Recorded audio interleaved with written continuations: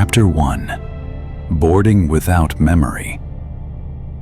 I woke up to the sound of nothing. Not silence. Something deeper. A lack. A kind of stillness that went beyond sound, like the air had grown thick enough to smother vibration itself. At first, I thought I was still dreaming. The cabin was too clean. The air was sterile and dry, with that faint metallic tang that made you feel like you were in a hospital, not an aircraft. I shifted in my seat. The leather creaked beneath me, too soft, too slow, like it had been waiting for me to move. The seatbelt was fastened across my waist, though I didn't remember doing it. I didn't remember boarding. Didn't remember the gate. Didn't remember what city I'd been in last. I didn't remember taking off. The lights overhead gave off a dull, honey-colored glow, warm but artificial. I blinked slowly, trying to adjust. No one else around me seemed bothered. The man beside me was motionless, smiling faintly as he gazed at the screen in front of him, which was frozen on the words, "Now playing, Cabin Atmosphere." Across the aisle, a woman with gray streaks in her hair held a small book, flipping pages at a steady rhythm. The pages were blank, every single one. I counted 47 turns in 5 minutes. There were no sounds, no engine roar, no hum of circulated air, no murmurs from passengers, no clinks of drink carts. The silence was so complete that it started to feel hostile. I tried to piece it together. Was I heading home? To a hotel? A funeral? A business trip? The answers refused to settle in my mind. They came up half-formed, like dreams already fading. I reached into my jacket pocket and pulled out a crumpled boarding pass. Flight number unreadable. Departure blurred. Destination void. I ran a thumb over the ink. It smudged instantly, not like it was damp, but like it had never dried, like it had never been written to last. I looked at the seat number stamped into the metal armrest. 14A. I never sit by the window. I always take the aisle. That's one thing I was sure of. Why was I here? The window was black. No clouds, no stars, no city lights. I leaned forward until my forehead touched the glass. It was cold. I could feel pressure, gentle but wrong, like gravity itself was bending in a direction it shouldn't. And then I noticed the reflection, my own face, except the mouth was smiling, and I wasn't. The woman behind me laughed, just once, short and hollow. Then, silence. I checked the time on the in-flight screen. 100. Time. No arrival. No remaining flight time. No map. Just a banner that said, "You are in transit." I hit the call button. No ding, no light, no flight attendant. The man beside me whispered something barely audible, a murmur that sounded like, "We don't land. We never land." When I looked at him again, he was asleep. I stood, uneasy, and walked toward the lavatory. As I passed each row, I began counting seats. 14A, 14B, 14C, then 14A again, and again. Every set of rows I passed had the same numbers, same people. A woman with a red scarf, a man scribbling in a journal, repeating every 4 rows like a carousel. I turned around, trying to get back to my seat, and there it was again. 14A.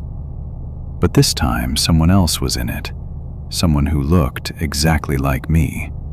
Eyes closed, head tilted, smiling faintly in sleep. Chapter 2. The endless cabin. I didn't scream. It didn't feel like screaming was allowed. Instead, I moved backward down the aisle, slowly, step by step. The cabin didn't move with me, it stayed still, unblinking, like a photograph that refused to change. I reached the galley and pulled back the curtain. No carts, no crew, no metal trays, just a hallway. The hallway shouldn't exist. I knew this plane's size by instinct, but the hallway stretched far, carpeted in royal blue, lined with yellowed wallpaper that pulsed slightly in time with the sounds in my chest. A sign overhead read, "Crew only. Unauthorized memory access is prohibited." I walked forward. The hallway turned into a narrow staircase. The air thickened. At the bottom, a red door with a nameplate. Passenger holding. Dream Recurrence Layer 4. Inside was a small room with dozens of TV screens, each showing seat 14A. Each screen showed someone different in that seat. A child, a teenager, a soldier, an elderly woman. All of them had my face. Some cried, some bled, some vanished. I turned to leave, but the attendant was standing at the door. She didn't move, just stared at me. Her uniform was perfect, but her eyes were solid black, without whites or irises. "You're not supposed to be here," she said calmly. "Please return to your seat before the memory becomes fixed." I asked her what this place was. Her smile twitched. "This is where you go when you're not ready to wake up." I shoved past her and ran, back up the stairs, into the cabin. But the cabin had changed. The seats now faced backwards. All the windows were blacked out. The screens displayed old footage of birthday parties, hospital rooms, funerals. Mine. The passengers no longer pretended to be human. They looked at me as I walked past. Glass eyes, rubber skin, half-finished faces. Some whispered my name. Others simply watched. Chapter 3. The Manifest. At the back of the aircraft, I found a panel bolted into the wall. It creaked open with effort. Behind it, a clipboard. A manifest. Old and fragile. Rows of names, some scribbled over in red, others highlighted in gray. Every name had a note. Unaware, stable. Aware, rejected. Lucid, collapsed. Returned, failed. Mine was at the bottom, circled. Beside it, still awake. The cabin shuddered. The lights flickered. And then I was no longer on the plane. I was in a car. It was raining. Headlights, brakes, a scream, and then silence. Then I was in a hospital, beeping monitors, a voice whispering, "He might not wake up." Then the plane again. The attendant was beside me. She touched my shoulder gently. "You've been looping 14A. You tried to land once before. It didn't go well." "This plane," she whispered, "is a bridge between awareness and sleep, between truth and comfort. You boarded it the moment you gave up waking." I asked her when I'd land. Her eyes blinked for the first time. "When you forget why you ever wanted to."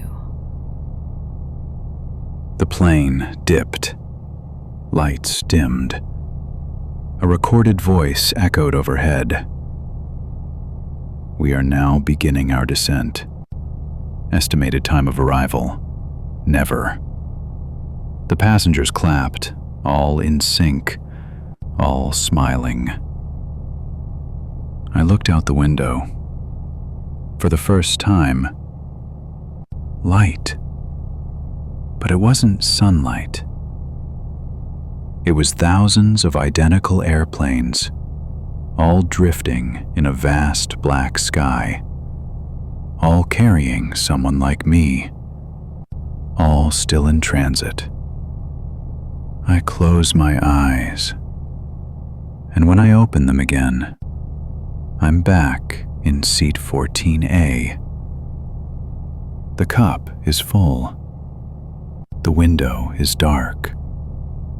The woman across the aisle flips a blank page, and the screen in front of me says, "Thank you for choosing us again. We'll never arrive. We hope you forget."